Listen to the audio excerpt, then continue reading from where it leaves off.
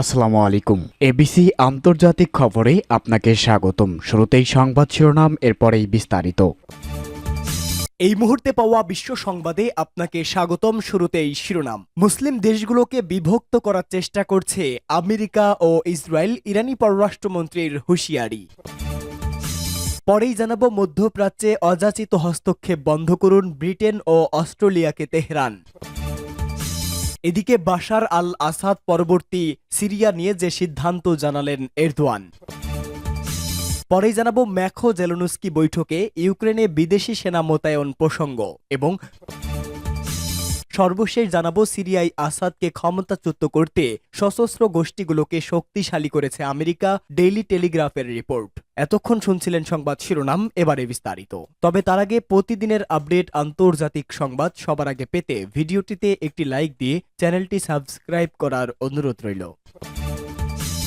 মুসলিম দেশগুলোকে বিভক্ত করার চেষ্টা করছে আমেরিকা ও ইসরায়েল। ইসলামী প্রজাতন্ত্র ইরানের পররাষ্ট্রমন্ত্রী আব্বাস আরাকচি হুঁশিয়ারি উচ্চারণ করে বলেছেন, মধ্যপ্রাচ্যে ইহুদিবাদী ইসরায়েলের আধিপত্যকে আরও বিস্তৃত করার জন্য আমেরিকা ও দখলদার এই শক্তি মুসলিম দেশগুলোর মধ্যে দ্বিধা বিভক্তি বাড়িয়ে তোলার দীর্ঘমেয়াদী এক ষড়যন্ত্র বাস্তবায়নের চেষ্টা করছে। মিশরের রাজধানী কায়রো থেকে আল কাদ নেটওয়ার্কে দেওয়া এক সাক্ষাৎকারে তিনি কথা বলেন।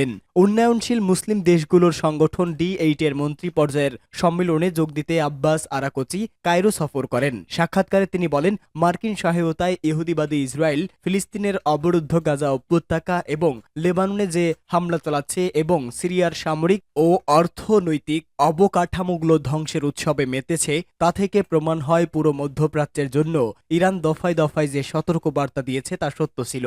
মন্ত্রী আরও বলেন, ইহুদিবাদী ইসরায়েল নিরন্তর প্রচেষ্টার মাধ্যমে পুরো মধ্যপ্রাচ্যকে বৃহত্তর যুদ্ধে জড়িয়ে দিতে চাইছে, কিন্তু ইসলামী প্রজাতন্ত্র ইরান তেল আবিবের এই যুদ্ধ উস্কানি মোকাবেলায় অত্যন্ত বুদ্ধিমত্তার সাথে কাজ করছে।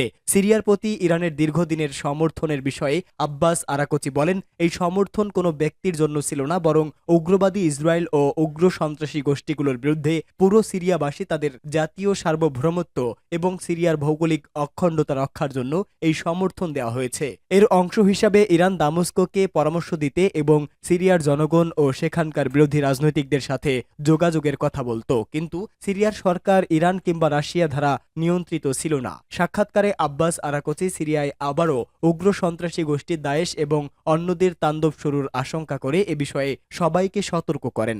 মধ্যপ্রাচ্যের অযাচিত হস্তক্ষেপ বন্ধ করুন ব্রিটেন ও অস্ট্রেলিয়াকে তেহরান। ইসলামী প্রজাতন্ত্র ইরানের পররাষ্ট্র মন্ত্রণালয়ের মুখপাত্র ইসমাইল বাকাই মধ্যপ্রাচ্যের দেশগুলোকে অযাচিত হস্তক্ষেপ বন্ধ করার জন্য ব্রিটেন এবং অস্ট্রেলিয়ার প্রতি আহ্বান জানিয়েছেন। তিনি বলেছেন, আন্তর্জাতিক আইন লঙ্ঘন করে মধ্যপ্রাচ্যের দেশগুলোতে এই দুটি দেশ যে হস্তক্ষেপ চালিয়ে যাচ্ছে তাদের সেই নীতিতে পরিবর্তন আনা উচিত। ইহুদিবাদী ইসরায়েলের বিরুদ্ধে ইরানের প্রতিশোধমূলক অভিযানের সমালোচনা করে সম্প্রতি অস্ট্রেলিয়া এবং ব্রিটেন যে বিবৃতি দিয়েছে তার জবাবে ইসমাইল বাকাই গতকাল একথা বলেন। তিনি বলেন, এ দুটি যে বিবৃতি দিয়েছে তা ভিত্তিহীন এবং অবাস্তব। প্রকৃত ঘটনার সাথে এর কোনো সম্পর্ক নেই। ব্রিটেন এবং অস্ট্রেলিয়ার এই বিবৃতিকে ইসমাইল বাকাই পক্ষপাতপূর্ণ বলে নিন্দা করেন। তিনি জোরালো ভাষায় বলেন, ইসলামী প্রজাতন্ত্র ইরান ইহুদিবাদী ইসরায়েলের বিরুদ্ধে যে 2 দফা সামরিক অভিযান চালিয়েছে তা আত্মরক্ষার জন্য বৈধ অধিকার ও জাতিসংঘ সনদ অনুসারেই করা হয়েছে। তিনি বলেন,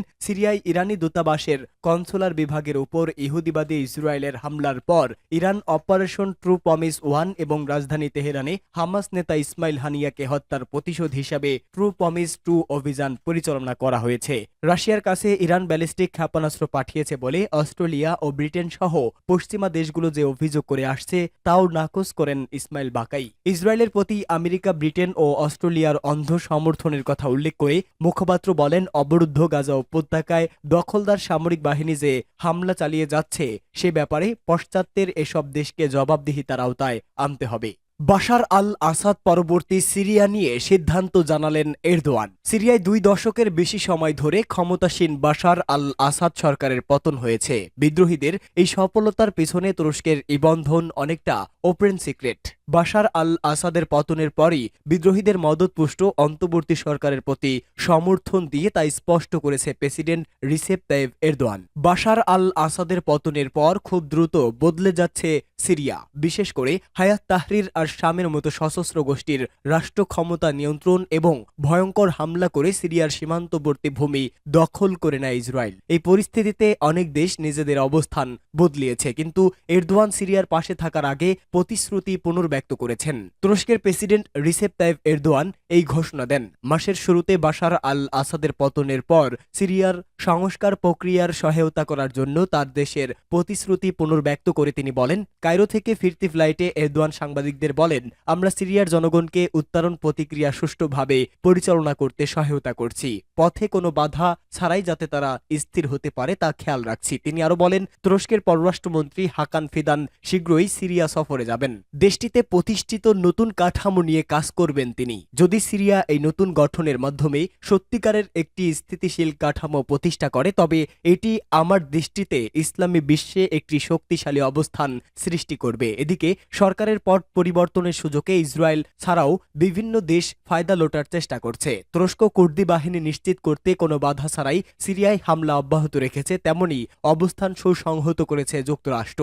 তুরস্কের সঙ্গে উত্তেজনার মধ্যেই সিরিয়ায় সেনা বাড়িয়েছে যুক্তরাষ্ট্র। দেশটির আগের তুলনায় সিরিয়ার সেনার সংখ্যা দ্বিগুণ করেছে। আল জাজিরার এক প্রতিবেদনে এই তথ্য জানানো হয়েছে। পেন্টাগন জানিয়েছে তারা গোপন সিরিয়ার গুরুত্বপূর্ণ উত্তর পূর্ব অঞ্চলে সেনার সংখ্যা বাড়িয়েছে। এতদিন সিরিয়ায় প্রায় 900 মার্কিন সেনা ছিল, এখন সেই সংখ্যাটা 2000 হয়েছে বলেও জানিয়েছে পেন্টাগন। মার্কিন কর্মকর্তারা বলেছেন, বিদ্রোহীদের অভিযান শুরুর আগেই যুক্তরাষ্ট্র সেনার সংখ্যা দ্বিগুণ করেছে, তবে ঠিক কবে সেনা বাড়ানো হয়েছে তা নিয়ে কিছুই জানায়নি ওয়াশিংটন।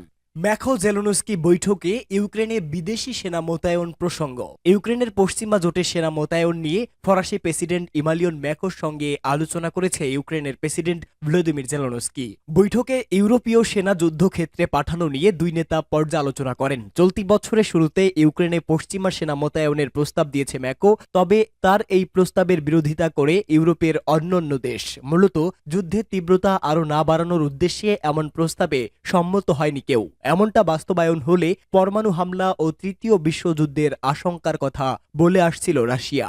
ম্যাকোর সঙ্গে আলোচনার পর জেলোনস্কি জানান, ইউক্রেনে সেনা পাঠানো নিয়ে প্রেসিডেন্ট ম্যাখো প্রস্তাব দিয়েছেন, তার সেই প্রস্তাব নিয়ে আলোচনা হয়েছে। শান্তির পথে যেতে গেলে এটা জরুরি। ইউক্রেনের প্রেসিডেন্ট জানান, শান্তির জন্য কিছু নিশ্চয়তা থাকা দরকার। এর আগে ন্যাটোর সেক্রেটারি মার্ক রুটে জানান, ইউক্রেনে যা দরকার সেটা তাদের দেওয়াটা জরুরি, তাহলেই রাশিয়ার প্রেসিডেন্ট ভ্লাদিমির পুতিন এই যুদ্ধে জিততে পারবে না। জার্মানির চ্যান্সেলর অলফ শলৎজ জানান, ইউক্রেনকে যথাসম্ভব সামরিক সহায়তা দেওয়ার দরকার। ইউক্রেনকে জানানো দরকার শান্তি চুক্তিতে তারা কিভাবে পৌঁছাতে চায়। এ সময় ইউক্রেনের উপর কোনো কিছু চাপিয়ে দেওয়া উচিত নয় বলেও জানান শলৎজ। সিরিয়ায় আসাদকে ক্ষমতাচ্যুত করতে সশস্ত্র গোষ্ঠীগুলোকে শক্তিশালী করেছে আমেরিকা। সিরিয়ার প্রেসিডেন্ট বাশার আল আসাদকে ক্ষমতাচ্যুত করার জন্য দেশটির দক্ষিণ অঞ্চলের একটি সশস্ত্র গোষ্ঠীকে কয়েক সপ্তাহ আগে থেকে আমেরিকা শক্তিশালী করেছিল।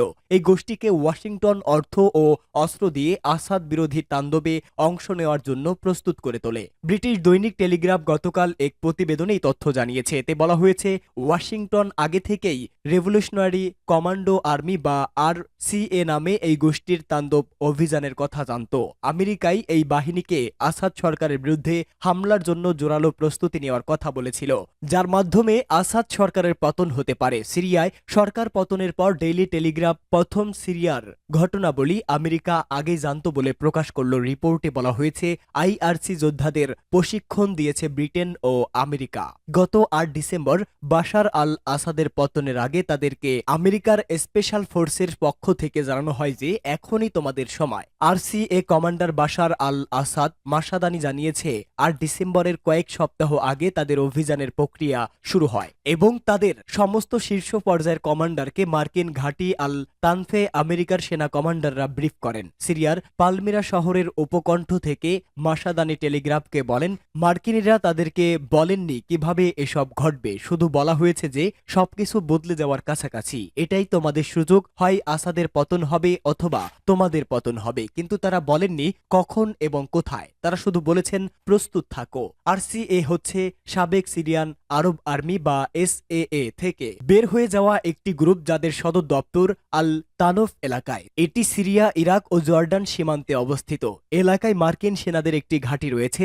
ডেইলি টেলিগ্রাফ বলেছে আমেরিকা আরসিএ সদস্যদের সব ধরনের প্রয়োজনীয় অস্ত্রশস্ত্রের যোগদান এবং প্রতি মাসে $400 বেতন দেয়। সিরিয়ার সরকার পতনের পর এই গোষ্ঠী দেশটির সামরিক অবস্থানের 5 ভাগের 1 ভাগ দখল করেছে।